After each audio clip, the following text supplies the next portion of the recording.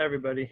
I just wanted to put out a video just to let everybody know I'm still working on like rosters and stuff for College Fit Finder.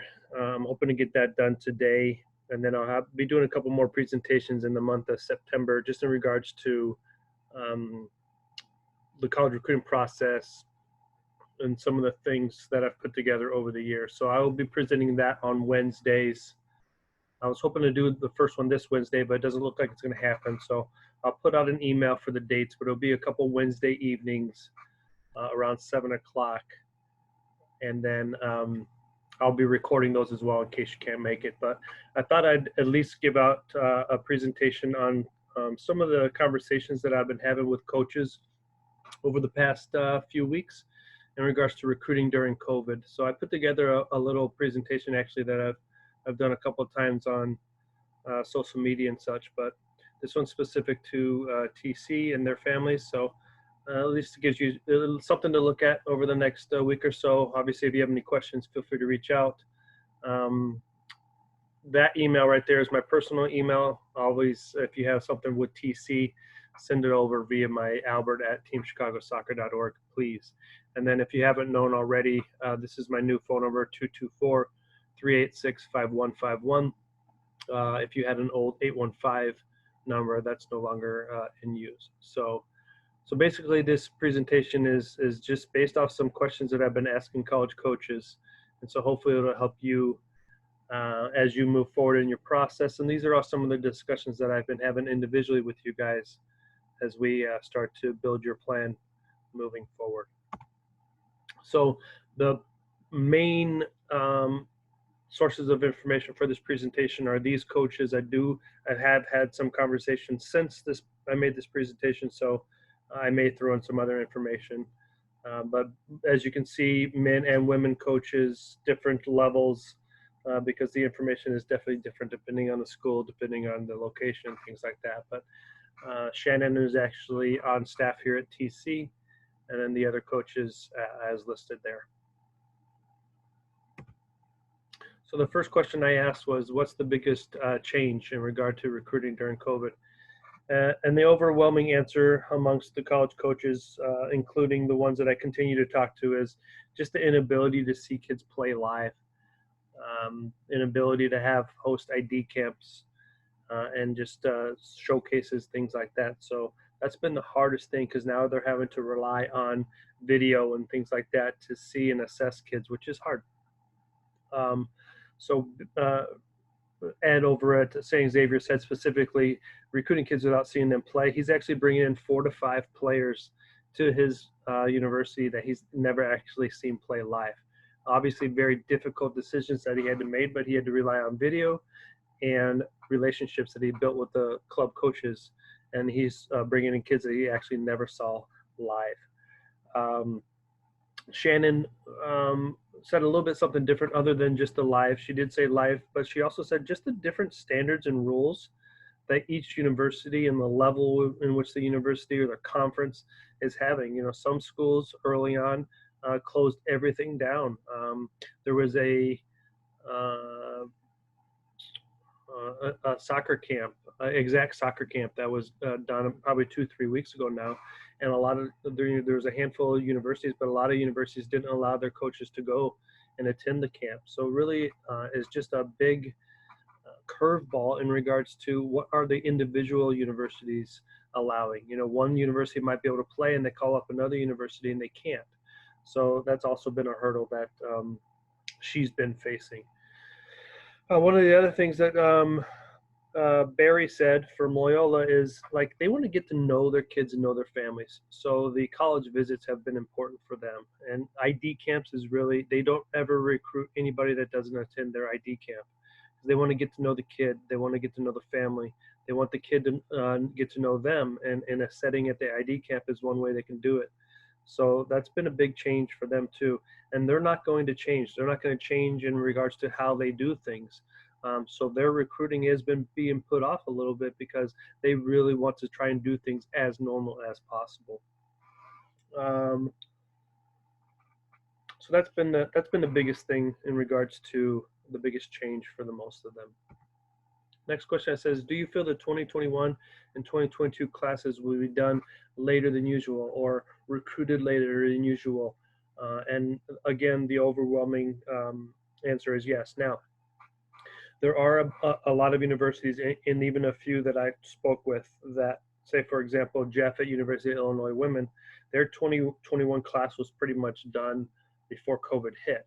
Now they still have a couple opportunities, they still have a couple spaces available, they're still looking, but for the most part, their scholarships and the core of their 2021 class was already done, so it's not affecting that class as much. But again, most of the coaches are saying yes. It's a big waiting period. They're not sure what's going on. As things change, as things develop, obviously that factors into how they're going to be able to handle the 2021 and 2022 classes. But they definitely do see to the fact that it's going to typically happen later. Usually when I'm helping out players, I like to say, somewhere around the December time frame, December, January of your junior years, where you really should have it dialed into what schools are going to offer you, what schools you can see yourself going to, and hopefully within that early springtime, decide on where you want to go to school. But now that's going to be pushed back a little bit. It's going to definitely be dictated on how the individual school is handling things, and also how you or how interested you are with the schools on your list. So that's been what they're looking at for the 2021 classes, and I'll hit a little bit more on that here in a little bit, based on the decision for the NCAA to grant players an extra year of eligibility. So don't panic if you're a 2021, 2022. We just got work to do, but you also have to be patient. So this was a goofy one because sometimes it was yes, sometimes it was no, sometimes they're doing things really different. So at St. Xavier, their campus visits, their school set limits to contacting players. So they could still have student athletes come on the campus, but there could be no contact with the staff. So you'll see a lot of campuses or a lot of coaches doing things a little bit different. So I've heard of FaceTime. A player will come onto the campus with their family, and they'll just FaceTime the coach as they're walking around the campus, kind of getting a guided tour. So they're kind of being a little bit, shifty, I would say, or, just walking the gray line, so to speak, and how they can do things. Another university, there was no limitations. One of the things we teach is to take advantage of relationships of players that we already have at the university. So a player goes and takes a visit to the school. We know a player there already. That player can show the other player around as a friend, so to speak, and still get to see a guided tour. So that's another way in which they're doing it. Loyola University, at the time, we're not doing any visits whatsoever. Illinois were doing visits, but they're setting up tours that are with the normal population. Typically when athletes come in, they're kind of set aside and don't really do things with the normal students, but they've been putting in their athletes into a normal guided tour with other students. And as you guys probably know, University of Illinois is dialed in. They've developed their own testing. And so, they're able to do a lot more things than some of the other universities that don't have the resources that University of Illinois had. So they've been doing some tours, but just in a little bit of a different way. And then University of Indiana, which I spoke to just a few days ago, they were having 0 campus visits. Would you consider watching club scrimmage games, and what about personal training videos? So this is something that I know I've talked to a lot of you guys as we start to get to know each other. But the overwhelming answer to this one is also yes. And if there's even full game videos that you had prior to COVID hitting, they're interested in watching that. Now that the season has started for a lot of the schools, they don't have as much time, but they still have a lot of time. They can't watch live soccer at the Division I level. So they're definitely interested in watching scrimmage games. As I sit in the office here at TCE today, I'm getting to know the video system, the VO system that the former staff had. And so we're going to start to try and hook those up to our training sessions and scrimmage games, so that you guys have something to be able to create highlight videos or send out to college coaches. So recording some scrimmage games is okay. I know we had some games set up at the high school girls that we were supposed to go over to Indiana. Another great opportunity if we can figure out a way to start recording any type of stuff in which we can be able to send over to coaches. And then the other thing is that coaches are being, very open-minded. So I have helped a player that recently committed to Belmont University, and over the summer during COVID, she would record her foot tennis games that she would play with a few other friends and just send those over to the school. And believe it or not, the college coach said she actually saw improvement in this player's skill set just by watching foot tennis videos. So this is something you probably wouldn't have heard 3, 4, 5 months ago, but it's definitely something that that more coaches are starting to take home. Be open-minded, I guess, to watch these. So personal training videos, speed and agility, things like that. Any little video that you can create that might help the situation. You always want to have video just in case your coach says, hey, can you send me some video? So always be prepared for that.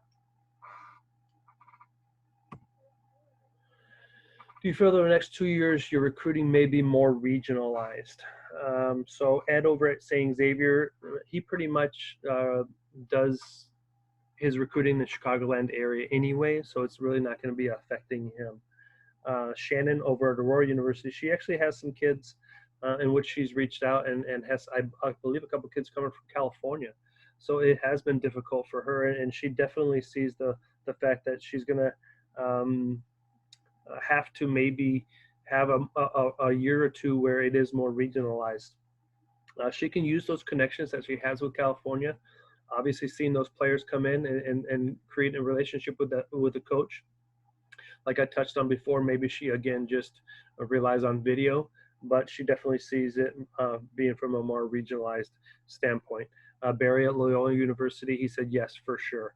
No doubt about it, especially with the fact that they're not going to any national showcases. He sees that definitely they'll be reaching out to the clubs that they have relationships with here in the Chicagoland and regional area. Jeff at Illinois said yes, especially for that 2021 class with those couple other spots that they have available. They would be looking for kids in the region that they have relationships with.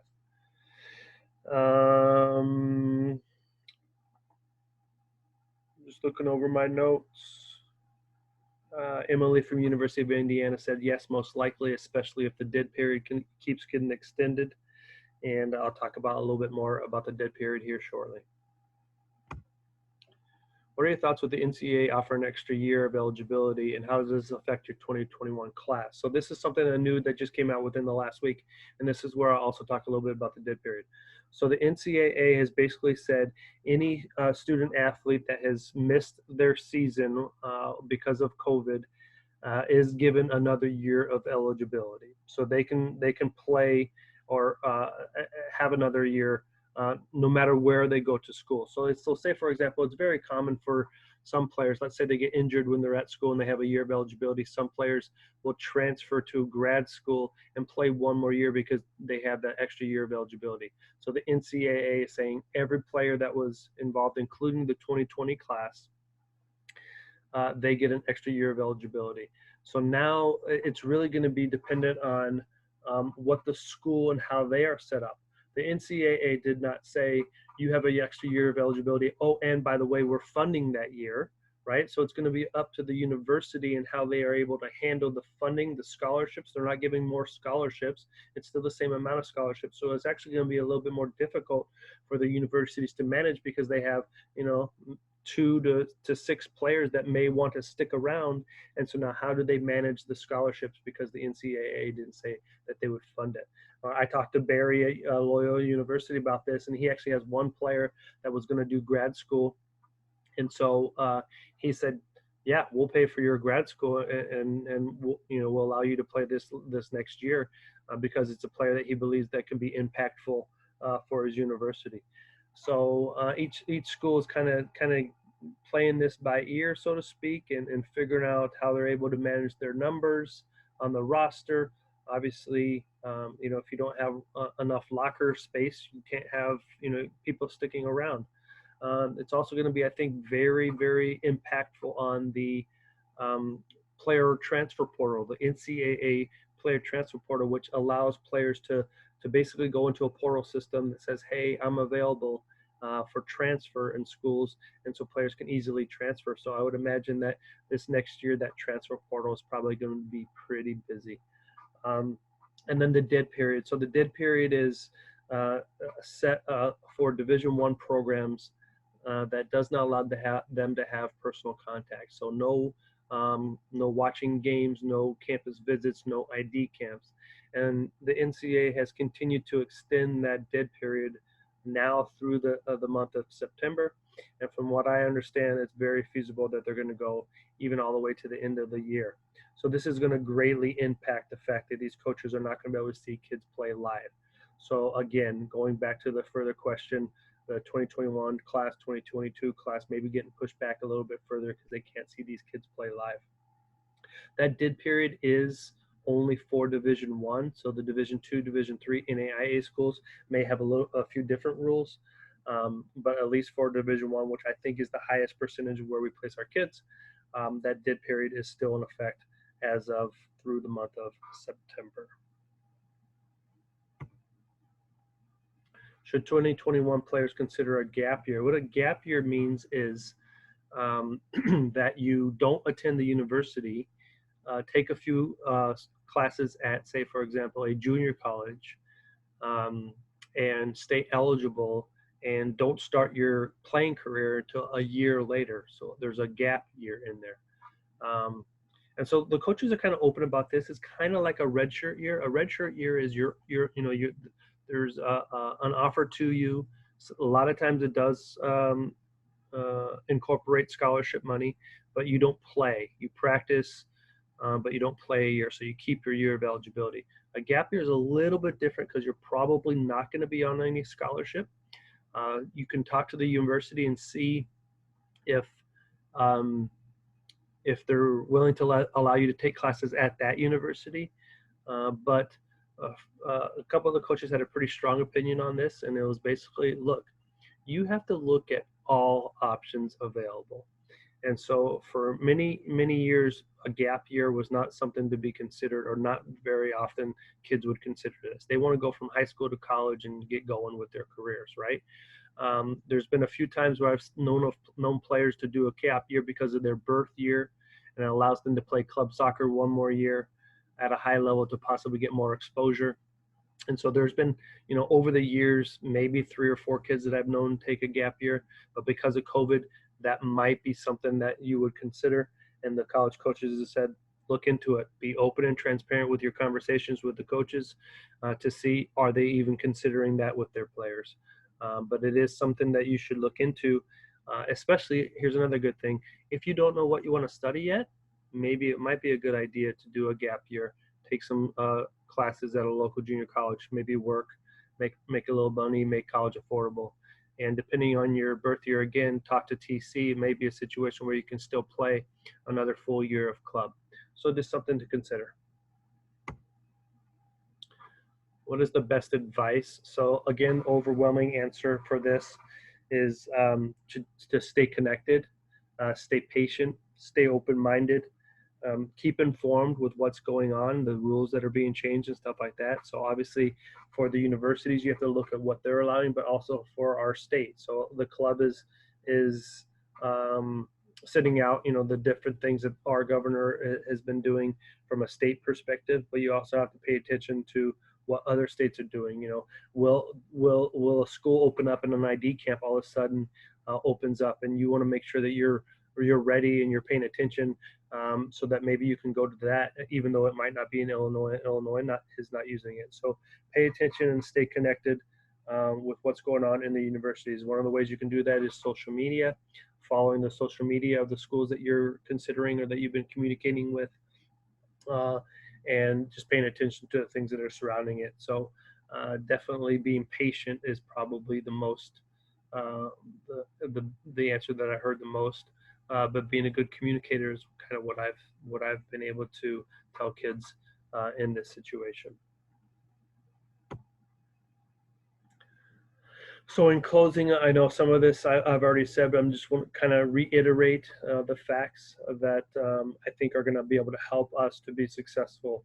And again, a lot of this stuff I'm also going to go over with you guys as we have individual meetings and things like that. So pay attention to what's going on with the NCAA. Again, right now, Division One has that dead period through the month of September.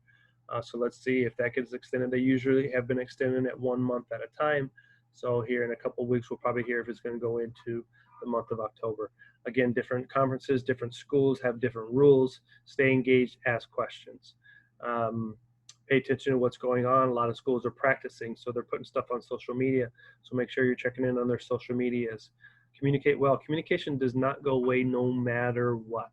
So if you have a relationship with a school, make sure you're communicating at minimum every 2 weeks. Check in with them, let them know how you're doing, ask them how they're doing, but communicate well. If you get some sort of communication from a coach, make sure you're prompt in your response.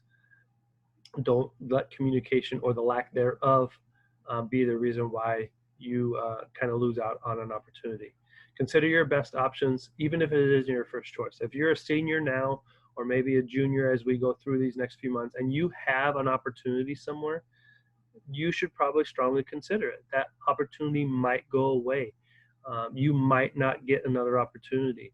So even though this opportunity may not be your first choice, it may be your best choice at this point. So don't let free money, especially if they're giving you a scholarship, don't let that go away if it's a school that has at least some of the things that you're looking for.